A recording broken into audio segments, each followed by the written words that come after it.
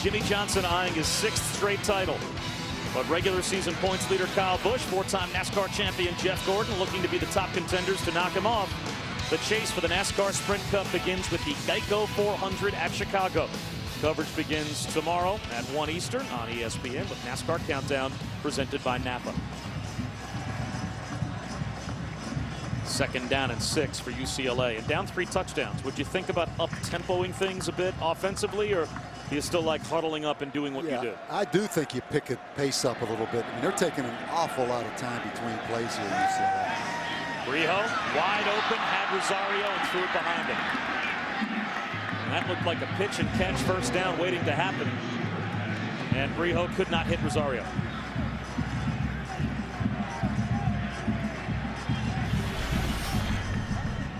The drive chart for UCLA, and well, it's the 3 interceptions in the first quarter that really took this game apart early. Yeah, and several drop passes, several penalties. I think this is 2-down territory if you're UCLA. 3rd down and about 6 here at the 35-yard line.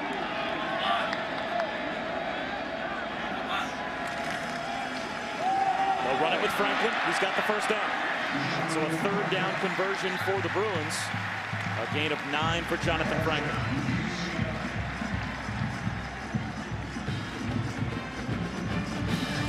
Here's what's so difficult about the pistol. Watch him come across in motion, and that ball is snapped right there. Now, if you're a linebacker looking through, you have the quarterback, you have the motion man coming across, and then the tailback coming at you. There's a lot of distractions in there trying to defend that zone play. That is the pistol. That's what makes it unique. Franklin again finds a lane. He's inside the 10-yard line all the way down to the 5. 1st and goal, UCLA. 21-yard gain for Jonathan Franklin. Here's the other way they do that. Without the motion, you're going to watch this wing block back that gives you kind of a misdirection look again. So last time they did it with the motion. This time they did it with the tight end coming across. But again, a lot of traffic in there in front of those linebackers. 7th play of the drive for UCLA. Play clock down to 10. There goes the motion man again. Rijo again with the give to Franklin. He is shut down at the 5-yard line. No gain. 2nd down and goal. We talk about this pistol offense. Nevada, Chris Ault, really started this offense. One of the best offensive coaches in all of college ball. And this year, Rick Neuheisel ran it last year, but they didn't have all the answers. They went and hired Jim Mastro from Nevada this year. Now they feel like they have the answers. Based on how you adjust, they can make the adjustments. Now they really feel comfortable moving forward schematically in this pistol. Now it's Derek Coleman to the 1-yard line.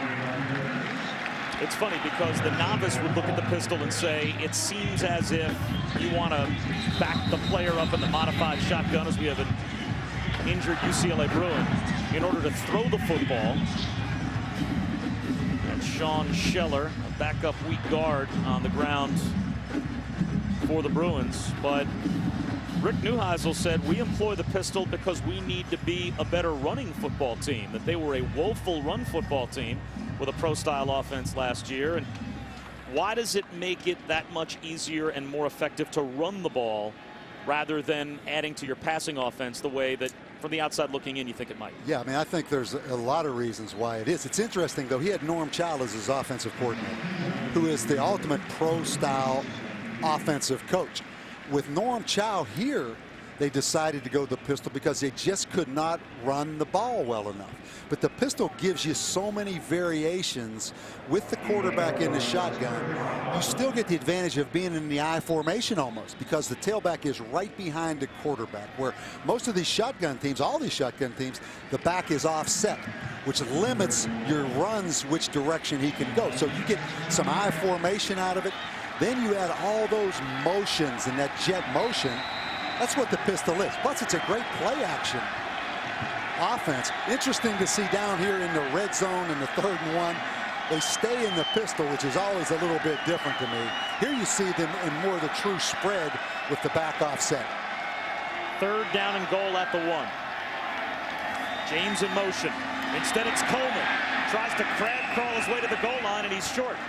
Well, this is a no doubt about it, go for it situation for UCLA. Yeah. They have to have a touchdown, down 3 touchdowns. And I'll give these Bruin fans some credit. A lot of them are on their feet, sensing that this is an opportunity to possibly get back in the game. Well, here's where how committed to the pistol are you? Is there a point where you do put that quarterback up under center, but then you worry about the center quarterback snap because you never do that? This always makes me nervous in these kind of spread pistol offenses. You're starting with the quarterback 4 yards deep on the 1-foot line. Coleman. And it looks like Texas got the stop. Second effort. No, he's in. Coleman kept driving forward, and he gets the touchdown.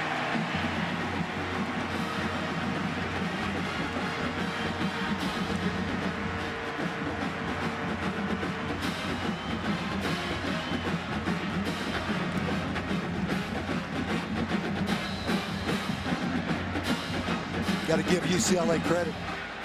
Bounce back after that last bit of adversity when defensively they should have the interceptions led to the touchdown. I mean, they're hanging in there. A point after attempt makes it a 15-point game again, so it is still a 2-possession game with 4:29 to go in the 3rd quarter, and a great effort here by Derek Coleman. It doesn't matter if you're pistol, eye, wishbone, or what. It still comes down to players and efforts like that by Coleman. It doesn't matter the offense, you get that kind of effort.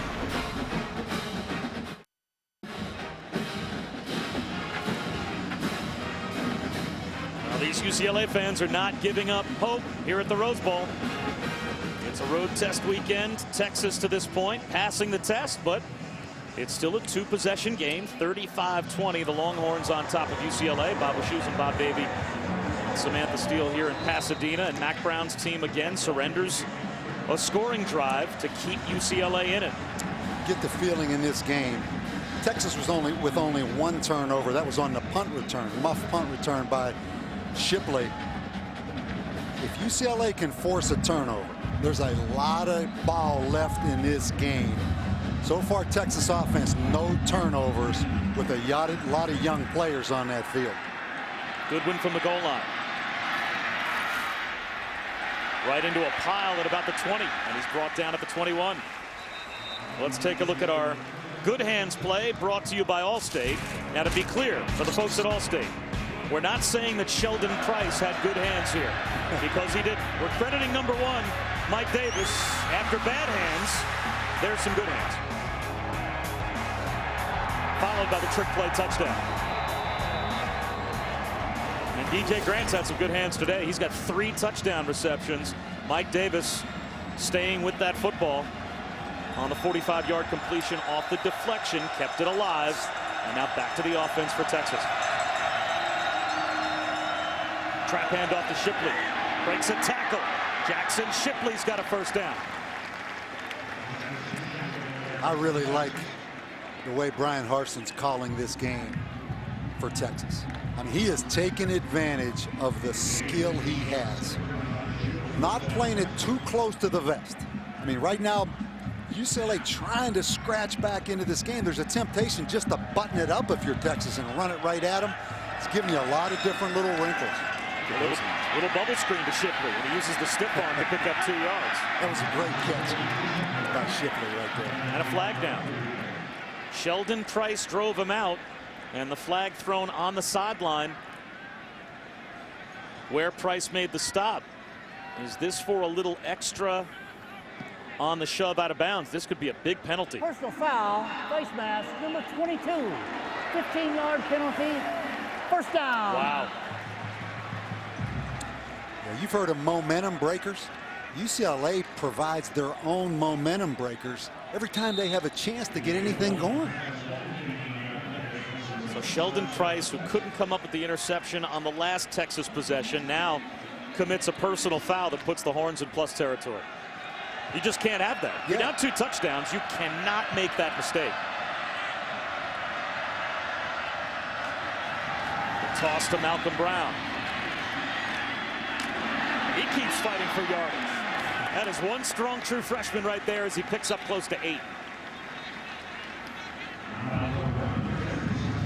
See why Texas fans so excited to get Malcolm Brown out there. He's one of those guys you'd love to see if it was the old days, carried about 35 times like Earl Campbell and just kind of wear you down.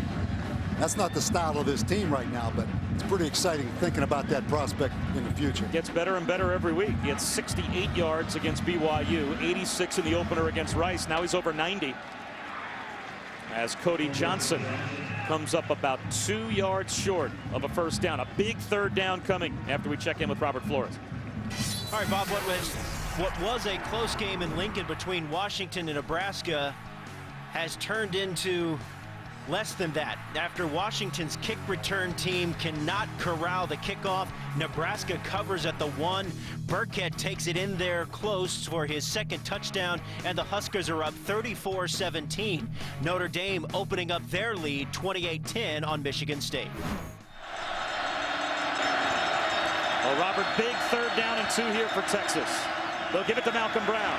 And Brown has the first down as Texas pounds their way to the UCLA 36-yard line. Alex Mascarenas tried to make the stop. 9 of 11 on third down in this game for the Longhorns. Boy, that is the way you win on the road. Yeah, you line up Cody Johnson at fullback at about 252 pounds. You have the big tailback at 220 pounds back there, and just run the off tackle play. Something that's been missing at Texas is that physical run game. And now a new formation for the first time today. We see them go Wildcat. That's Fozzie Whitaker taking the direct snap. And there goes Whitaker. Touchdown. Second of the day for Fozzie Whitaker.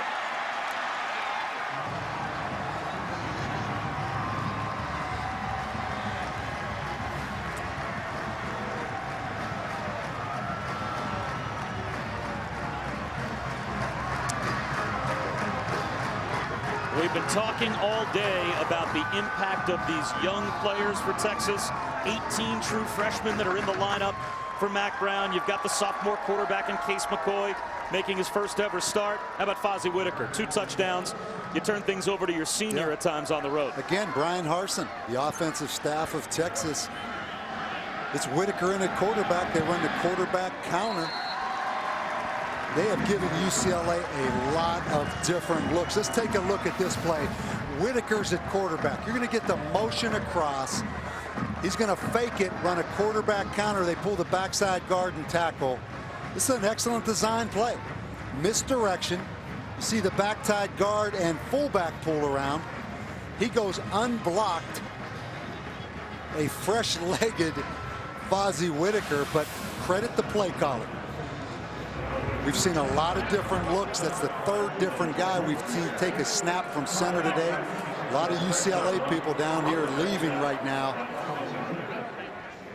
UCLA again, though, a face mask penalty on that drive took away any momentum. Down on the UCLA sideline is Samantha. 2 key injury updates for you guys on this UCLA team. Sean Scheller on the O-line injured his right arm. They took him into the locker room. Not looking good for him. And then Andrew Abbott saw the huge hit at the end of the first half. He has a mild head injury. He will not be back in this game. All right, Samantha, thanks very much. That was the personal foul that Goodwin took on the block on Andrew Abbott. But Texas continually getting answers. Here's a fair catch called for and made on the kickoff. A designed kick by Tucker to try and keep it away from Josh Smith, and it works. Road test weekend continues tonight. How about this one? In Tallahassee at Doak Campbell, we'll have the #1 team in the country, Oklahoma, taking on Florida State. Landry Jones and E.J. Manuel square off. Saturday Night Football presented by Southwest Airlines at 8 Eastern, 5 Pacific tonight. I guess the big question today, they were asking it on game day, probably the fair question to ask. We've seen Landry Jones produce in big spots. Tonight, the biggest of big spots for E.J. Manuel as Brio sets up, slings one to the sideline, and has a man. That's a first down to Nelson Rosario. But you think E.J. Manuel is set for this test tonight? I think that's what we're going to find out. I think you hit the nail on the head. Again, How do you project, if you're Florida State and Jimbo Fisher, how E.J. Manuel will respond?